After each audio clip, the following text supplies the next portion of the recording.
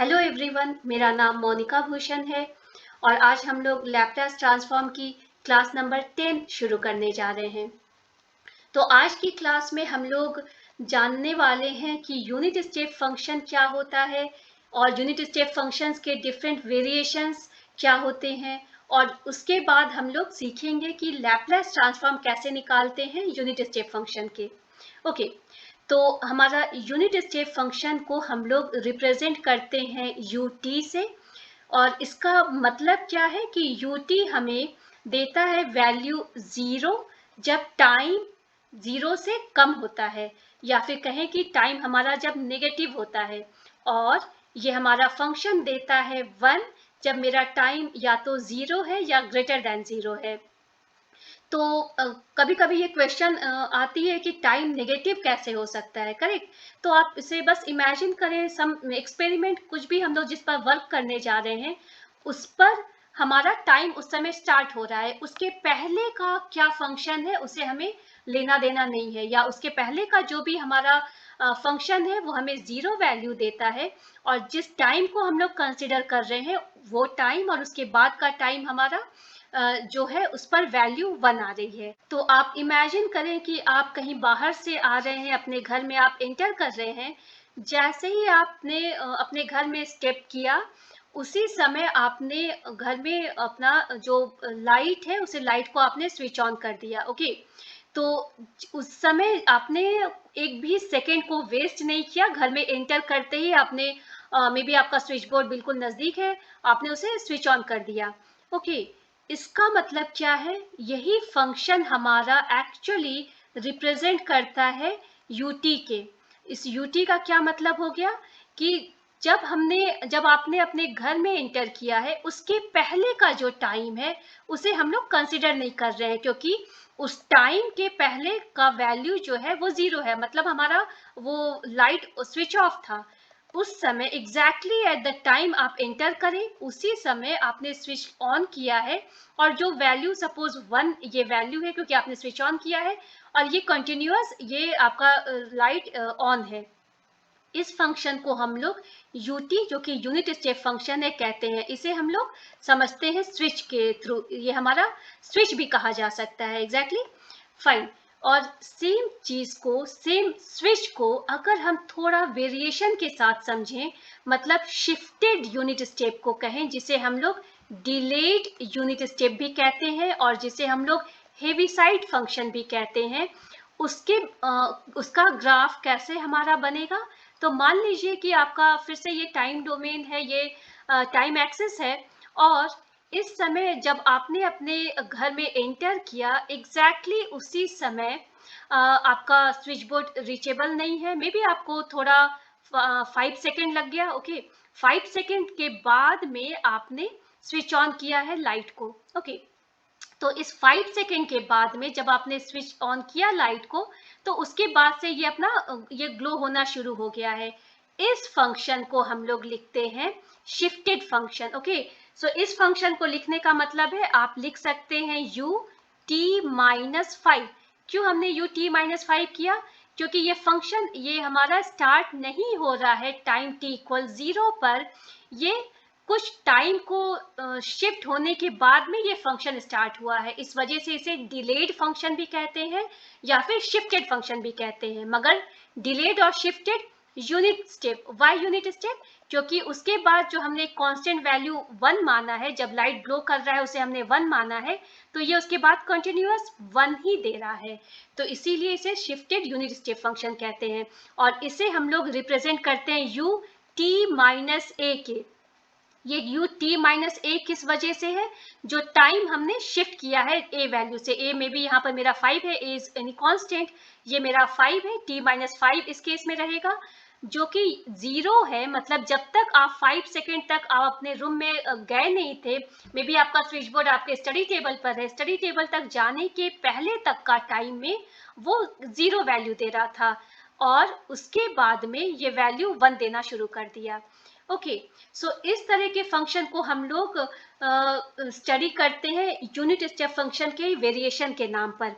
मगर कभी कभी ऐसा भी हो सकता है जो कि हम लोग अपने क्वेश्चंस में सॉल्व करने जा रहे हैं कि ठीक है, मे बी फंक्शन हमारा यहाँ स्टार्ट हो रहा है, यहाँ पर टाइम हमारा, मे बी ये टाइम हमारा शिफ्ट हुआ है विथ 5 सेकेंड कहें, 8 सेकेंड कहें, कुछ भी से, लेकिन ये फंक्शन कुछ भी और फंक्शन है जो कि यूनिट फंक्शन नहीं है। ओके, अगर ये यूनिट फंक्शन रहता तो इजीली हम कह सकते थे कि ये एक स्ट्रेट लाइन बन गया है, मगर ये फंक्शन हमारा कोई कॉम्प्लेक्स फंक्शन है। तो उस केस में हम लोग कैसे इस फंक्शन को हेविसाइड फंक्शन के रूप में लिखने जाएंगे, तो उसे हम लोग लिख सकते हैं, मेरा एफ टी इस केस में क्या रहेगा, जो भी फंक्शन है ये, ओके, दिस फंक्शन का जो नेचर है, सपोज हम लोग फिलहाल उस फंक्शन को फंक्शन ही लिखते हैं, उस फंक्शन को हम लोग मल्टीप्लाई करेंगे u t माइनस ए के, जो कि a अगर मेरा 5 है तो t माइनस 5 हम कहेंगे। और ऐसा हम लोग क्यों कर रहे हैं, क्योंकि ये फंक्शन हमारा शिफ्टेड टाइम पर स्टार्ट होने वाला है। एक्चुअली हम लोग इस केस में भी कहें तो हमने फंक्शन को ही मल्टीप्लाई किया था u t माइनस 5 से, लेकिन ये हमारा यूनिट स्टेप फंक्शन था जो हमने मल्टीप्लाई 1 से किया था।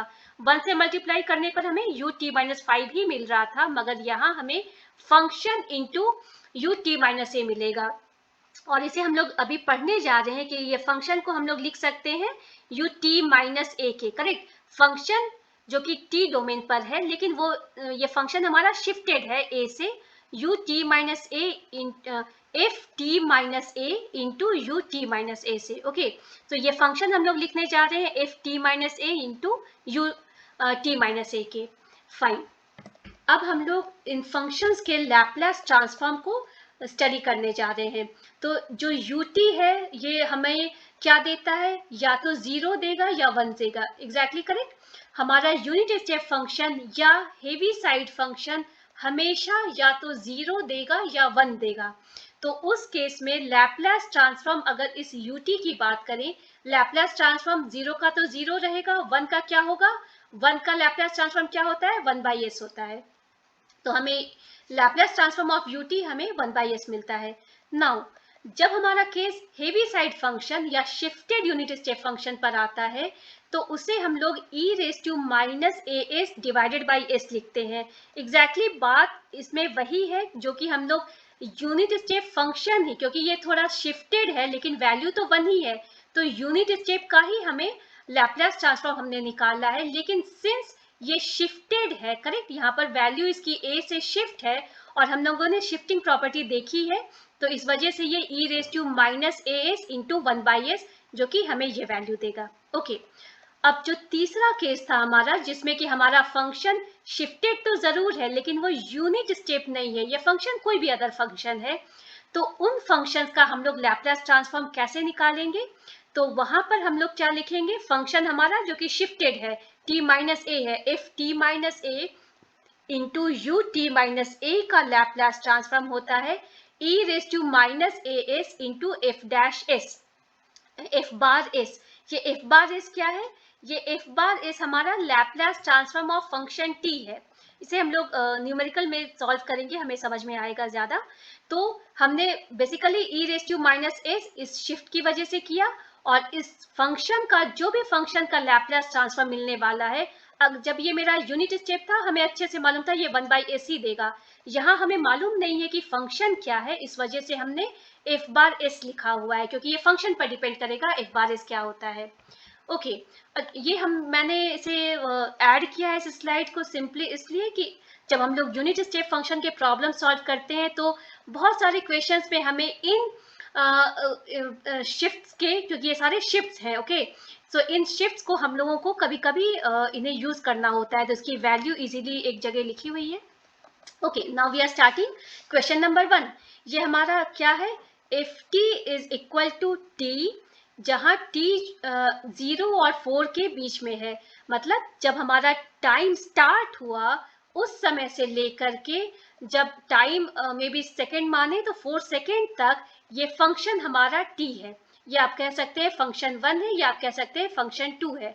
फंक्शन 2 जो है वो स्टार्ट होता है 0 पर नहीं स्टार्ट हो रहा है, ये 4 पर स्टार्ट हो रहा है, और 4 से ज्यादा पर फंक्शन की ये वैल्यू 5 आ रही है। तो इस फंक्शन को हम लोग कैसे सॉल्व करते हैं ये हम लोग देखने जा रहे हैं। तो हमारा स्टेप नंबर 1 है, हमेशा हमारा स्टेप नंबर 1 क्या रहेगा, इस गिवन फंक्शन को हेविसाइड फंक्शन के फॉर्म में लिखना। ओके, सो हेविसाइड फंक्शन के फॉर्म में लिखने का क्या मतलब है, आप एक लाइन में सभी स्टेप्स को, सभी फंक्शंस को आप लिख रहे हैं। तो ये हम कैसे करते हैं, जब हमारा टाइम स्टार्ट होता है t इक्वल 0, उस समय फंक्शन है t, तो हमने उसे फंक्शन को t एज इट इज लिख लिया। क्यों, क्योंकि हमारा टाइम, कोई शिफ्टिंग हमें करने की जरूरत नहीं थी, हमने सिंपली t को एज इट इज लिख दिया। Plus second function, second function क्या है हमारा, सेकेंड फंक्शन को हम लोग लिख रहे हैं 5 minus T, okay, this is my function, into, ये फंक्शन मेरा 0 से स्टार्ट नहीं हो रहा है, ये फंक्शन कुछ टाइम t के, टाइम 4 के बाद में स्टार्ट हो रहा है, इस वजह से ये हमारा क्या हो जा रहा है, इस वजह से हम लोग ut-4 लिख रहे हैं। करेक्ट, ये हम लोग ut-4 इस वजह से इसको मल्टीप्लाई कर रहे हैं। ओके, लेकिन ये हमारा t-5 हमने क्यों लिखा, हमने 5 ही क्यों नहीं लिखा था, तो इसका रीजन ये है कि जब आप इस फंक्शन पर आते हैं, जब आप फंक्शन 2 पर आते हैं, उस समय ऑलरेडी आपका फंक्शन 1 वर्क कर रहा है। और अगर आप स्विच के हिसाब से समझें, तो जब आप स्विच 2 को ऑन कर रहे हैं, ऑलरेडी आपने स्विच 1 को ऑन किया हुआ है, तो इस फंक्शन और या इस स्विच के केस में ऑलरेडी फर्स्ट स्विच या फर्स्ट फंक्शन का इन्फ्लुएंस इस पर पड़ रहा है। हमें सिर्फ इस फंक्शन का नेचर समझना है। जब हम इस केस में देखेंगे तो यहाँ पर 5 जो है और सिर्फ इसी फंक्शन का नेचर नहीं बता रहा है, ये फंक्शन इस प्रीवियस फंक्शन से भी इन्फ्लुएंस्ड है। तो अगर हमें सिर्फ इस फंक्शन को जानना है तो वो मेरा 5 माइनस टी होगा, और इस फंक्शन को तो हमने पहले से ऐड करके रखा ही हुआ है, t है plus 5 minus T into ut-4 हमने किया है। करेक्ट, t-4 क्यों है, क्योंकि हमारा फंक्शन स्टार्ट हो रहा है 4 पर। हमेशा स्टार्ट वाली वैल्यू को देखें, हमें एंड क्या हो रहा है उससे ज्यादा लेना देना नहीं है। ये स्टार्ट 0 से हो रहा था तो हमने एज इट इज लिख लिया। सिंस ये स्टार्ट 4 से हो रहा है तो हम लोग उसे शिफ्ट करेंगे 4 से, और फंक्शन को this function minus previous function करेंगे। ओके, मेरा स्टेप 2, स्टेप 2 हमारा क्या है, हमें लैप्लास ट्रांसफॉर्म निकाल लेना है इस हेविसाइड फंक्शन का। So Laplace transform of f t क्या हो जाएगा, Laplace transform of t plus Laplace transform of this complete function, so Laplace transform of 5 minus t ut-4। Okay, और लैप्लास ट्रांसफॉर्म ऑफ टी हमें मालूम है कि वो 1/s² देता है, इसे हमने क्लास 1 से ही हम इसे सीख रहे हैं। अब हम लोग सेकेंड फंक्शन को हम लोग अब इसका लैप्लास ट्रांसफॉर्म निकालना शुरू कर रहे हैं। उसके पहले हमें क्या करने की जरूरत है, हमेशा आप ध्यान रखें कि सेकेंड स्टेप जो मेरा है लैप्लास ट्रांसफॉर्म निकालने के लिए, उसमें सबसे पहले जब भी आपने शिफ्टिंग वाला फंक्शन यूज किया है तो आपको ये फंक्शन शिफ्टिंग वाला फंक्शन नहीं देकर के आपको एफ टी निकालने की जरूरत है। मतलब ये आपका क्या है, ft-4 जो है वो है 5 माइनस टी। क्यों हम लोग ऐसा कह रहे हैं फंक्शन t-4 5 माइनस टी है, क्योंकि अगर आप इस ग्राफ को देखें तो जो भी आपका फंक्शन है, करेक्ट, ये फंक्शन आपका कब स्टार्ट हो रहा है, ये फंक्शन आपका है t-4 से है, लेकिन हमें जानना है कि मेरा एफ टी क्या है। तभी तो हमने फॉर्मूला देखा था, जो थर्ड इक्वेशन का हमने फॉर्मूला क्या देखा था कि उसमें था हमारा e⁻⁻as f'(s), करेक्ट, जहाँ की हमारा f'(s) क्या है, Laplace transform of function t है। तो हमें जो ये फंक्शन है ये फंक्शन है 5 माइनस टी, ये फंक्शन एक्चुअली फंक्शन t-4 पर है। हमें जानना है कि फंक्शन t पर क्या होगा। तो आपको इसमें क्या करने की जरूरत है, जब हमने t-4 पर फंक्शन देखा है और हमें फंक्शन t पर चाहिए, तो हम क्या करेंगे, 4 को अगर हम ऐड कर देते हैं तो इस केस में हमें फंक्शन t मिल जाएगा। करेक्ट, -4 + 4 विल गिव यू 0, तो फंक्शन t मिलेगा। मगर आप अगर लेफ्ट साइड में ऐड कर रहे हैं 4 को, तो आपको राइट साइड में भी जहां भी आपका t है उस t को एक्चुअली आपको 4 से ऐड करना होगा, सिंस हमने यहाँ पर t को 4 से ऐड किया हुआ है। करेक्ट, तो इस केस में ये क्या देगा, 5 माइनस टी माइनस 4, 5 माइनस 4 होता है 1, 1 माइनस टी। करेक्ट, सो इस वजह से हमारा 1 माइनस टी हमें मिल गया है।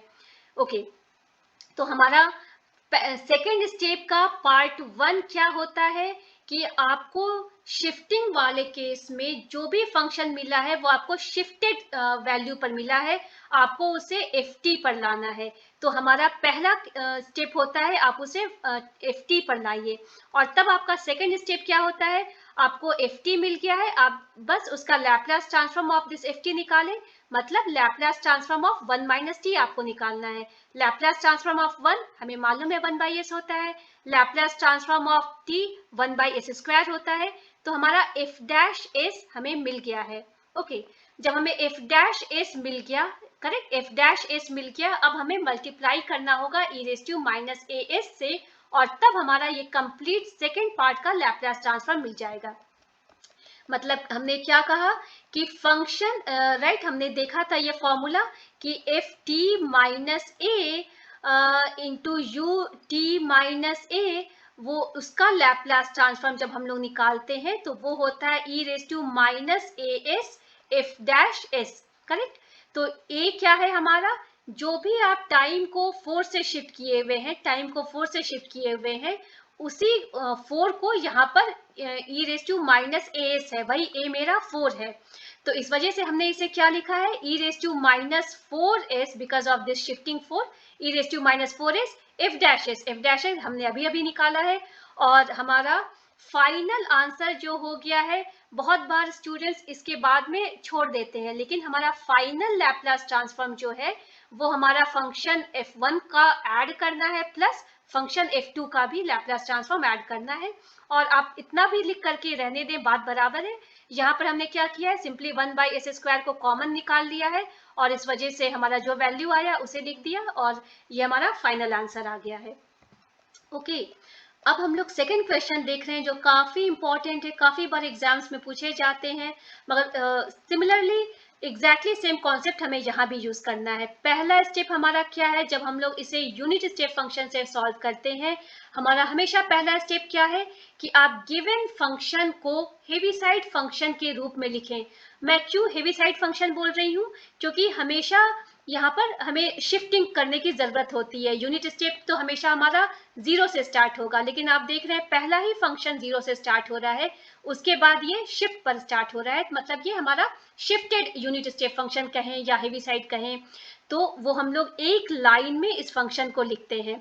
हमारा पहला फंक्शन क्या है, पहला फंक्शन एज इट इज हम लोग इसे कॉपी करेंगे। क्यों, क्योंकि यहाँ पर कोई शिफ्टिंग नहीं हो रही है, ये 0 से स्टार्ट हो रहा है, तो मेरा फंक्शन कॉस्टी है।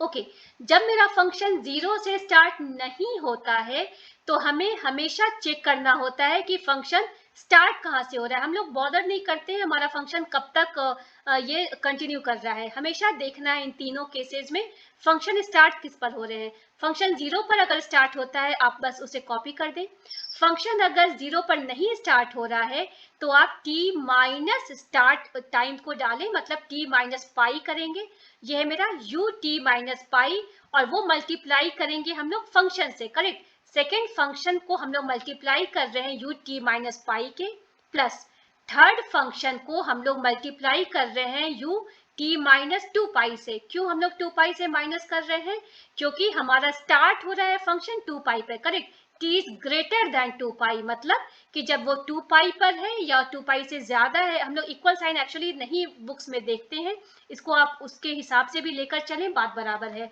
तो t अगर 2 पाई पर है या उससे ज्यादा है तो हमारा फंक्शन जो है, इस फंक्शन को हमें लिखना है।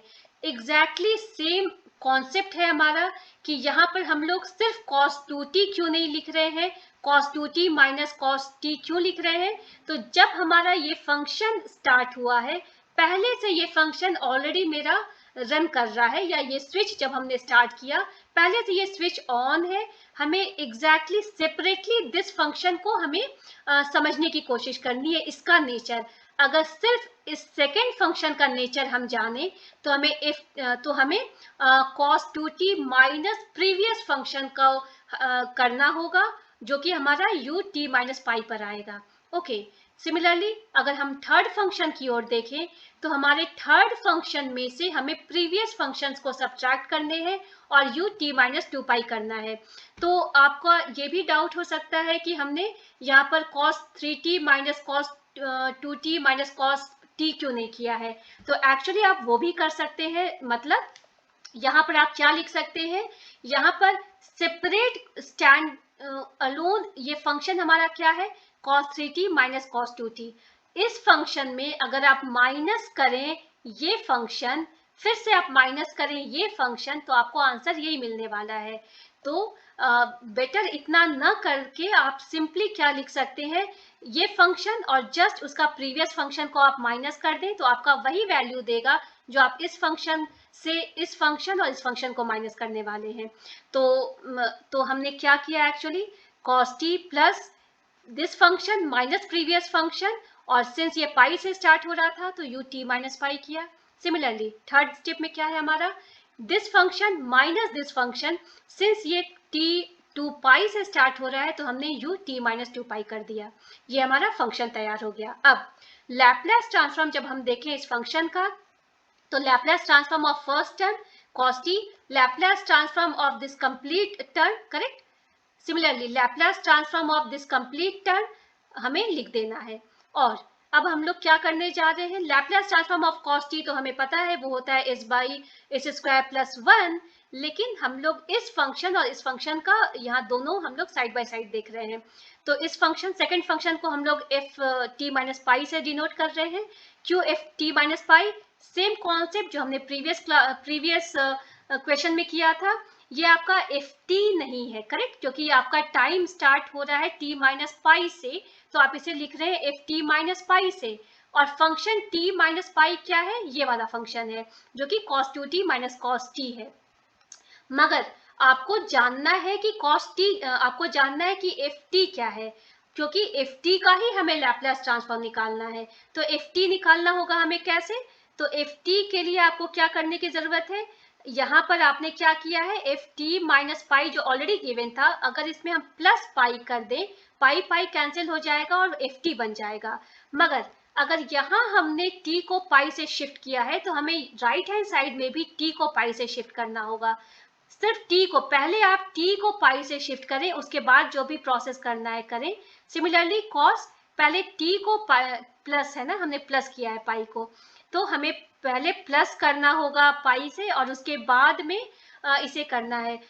मैंने ऐसा भी देखा है स्टूडेंट्स को इस फंक्शन के बाद में इन लोग प्लस पाई लिख देते हैं, मगर ऐसा आपको नहीं करना है, क्योंकि हमें फंक्शन के साथ में टी, ये आपका फंक्शन प्लस पाई आप नहीं कर रहे हैं, करेक्ट ना, आप क्या कर रहे हैं, इस टी को आप प्लस पाई कर रहे हैं, इसीलिए आपको टी पर प्लस पाई करना है, टी पर पाई करना है ऐड। ओके, तो उस केस में क्या आ गया हमारा, राइट हैंड साइड अगर हम देखें cos 2, this is your cos 2t plus 2 pi, correct, cos 2t plus 2 पाई, ये हमारा ऐसे आ गया। सिमिलरली ये हमारा minus cos t plus pi है। अब cos 2t प्लस cos 2 पाई, और ये क्या होता है आप उस स्लाइड को चेक कर लेंगे। और हमेशा ये ध्यान रखें 2 पाई में आप कुछ भी ऐड करें, साइन cos tan कुछ भी ऐड करने वाले हैं, आपको वो फंक्शन ही मिलने वाला है। क्यों, क्योंकि आप सपोज एक कंप्लीट टर्न में आ गए, एक सर्कल आपने कंप्लीट कर लिया, वो आपको 2 पाई दिया, जीरो से आपने स्टार्ट किया, ये एंगल आपका वापस 2 पाई पर आ गया, तो आप फिर से इसे 2 पाई ही लिखने वाले हैं। इस वजह से आप 2 पाई अगर ऐड करते हैं तो वो आपका सेम एंगल ही देता है। सिमिलरली ये आपका cos पाई प्लस टी आपका देता है माइनस cos t, जो कि माइनस cos t पहले से माइनस है, प्लस cos t बन गया। और आप फाइनली आपको क्या करना है, लैप्लास ट्रांसफॉर्म निकालना है। तो Laplace transform of cos 2t हमने निकाल लिया, plus Laplace transform of cos t निकाल लिया। सिमिलरली जब हम लोग थर्ड फंक्शन की ओर आते हैं, तो ये फंक्शन हमारा g से हमने डिनोट किया है, इसे हमने f से डिनोट किया है, ये हमारा gt नहीं है, करेक्ट, ये हमारा gt माइनस 2 पाई है। ये हमेशा आपको इस u को, इस शिफ्टिंग को देखना है। तो gt माइनस 2 पाई आपको दे रहा है cos 3t minus cos 2t। अब आपको चाहिए gt लाने के लिए आपको क्या करना है, इस t को आपको अगर आप प्लस 2 पाई से ऐड कर देंगे तो ये आपका gt बन जाएगा। तो यहाँ भी आपको वही करना है, करेक्ट ना। t को पहले आपको 2 पाई से ऐड करना है, उसके बाद 3 या जो कुछ भी मल्टीप्लाई करना है वो आप करने वाले हैं। सिमिलरली यहाँ आप क्या कर रहे हैं, पहले आप t को प्लस 2 पाई किया है आपने, उसके बाद आपने 2 cos और जो भी करना है वो हमने उसके बाद करना है। तो यहाँ पर हमारा सेम कॉन्सेप्ट आता है, ये क्या है आपका cos 3t प्लस 6 पाई। तो cos 3t प्लस 6 पाई भी आपको cos 3t ही देगा, और ऐसा क्यों देगा, तो ये हमारा जब हमने 0 से स्टार्ट किया 2 पाई पर भी उसके बाद सेम वैल्यू आएगी, फिर से 2 पाई मतलब 4 पाई पर भी सेम वैल्यू आएगी, फिर से सेम 2 पाई मतलब 6 पाई के बाद भी सेम वैल्यू आएगी, जो कि हमारा जनरल फॉर्मूला इन पाई पर होता है। तो ये हमारा cos 3t ही दे रहा है। फिर से cos 2t प्लस cos 4 पाई, मतलब हमारा सेम चीज, करेक्ट ना, 2 बार राउंड करने के बाद भी सेम वैल्यू आ रही है एंगल की। तो हमारा अब फाइनली हमने निकालना है क्या है, हमारा लैप्लास ट्रांसफॉर्म ऑफ gt, जो हमारा cos का फॉर्म में हमने निकाल लिया। ओके, उसके बाद क्या था हमारा, अब हम लोगों ने इफ डैश एस और जी डैश एस निकाला है। हमें Laplace transform of second term complete क्या था हमारा, function t minus pi you t minus pi निकालना। उसमें हमें क्या करना था, फाइनल हमारा हमने फॉर्मूला देखा हुआ है, थर्ड फॉर्मूला क्या है, e raise to minus pi s हमने किया है। और क्यों हमने किया है, क्योंकि हमें हमेशा t को a से शिफ्ट किया है, तो वही a हमारा e raise to minus a s बनता है। तो ये a जो कि पाई है, ये जो a पाई है वही a हमने यहाँ लिख दिया, e raise to minus pi s f dash s. और सिमिलरली फॉर g भी हमने यही काम किया है। तो लैप्लास ट्रांसफॉर्म इस फंक्शन का हमारा सेम एफ डैश एस को हमने मल्टीप्लाई किया है e raise to minus pi s से, और सेम हमारा लैप्लास ट्रांसफॉर्म थर्ड फंक्शन का g बार एस को हमने मल्टीप्लाई किया है e raise to minus 2 pi s से। क्यों, क्योंकि 2 पाई से हमने शिफ्ट किया हुआ है, इस वजह से 2 पाई को हमने यहाँ पर डाला है। ओके, मगर इतना करके आपको एक लाइन और लिखने की जरूरत है, नहीं तो पूरे मार्क्स नहीं मिलेंगे। और वो लाइन क्या है, आपको तीनों फंक्शंस के लैप्लास ट्रांसफॉर्म एक साथ लिखने हैं, करेक्ट ना। ये आपका फर्स्ट फंक्शन का Laplace transform plus second term का Laplace transform plus third term का लैप्लास ट्रांसफॉर्म, और इस तरह से हमारा आंसर आ जाता है। तो अगर आपको ये क्लास यूजफुल लगी हो तो प्लीज लाइक और सब्सक्राइब करें मेरे चैनल को। Thank you.